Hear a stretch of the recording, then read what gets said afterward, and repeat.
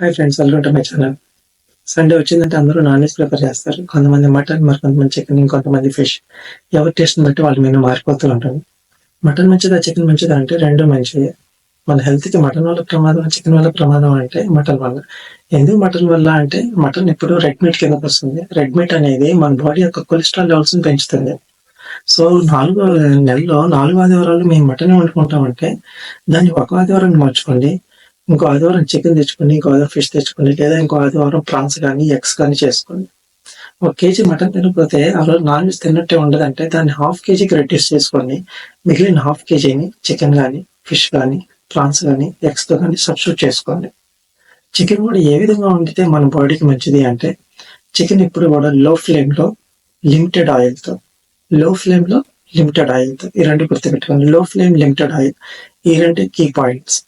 ఈ రెండు కీ పాయింట్స్తో కనుక మీరు చికెన్ వండితే తప్పకుండా అది మన హెల్త్కి చాలా మంచిది. నా వీడియోస్ కానీ మీకు నచ్చితే లైక్ చేయండి, షేర్ చేయండి, సబ్స్క్రైబ్ చేయండి. సబ్స్క్రైబ్ చేస్తే నన్ను ఆదరించిన వారు అవుతారు.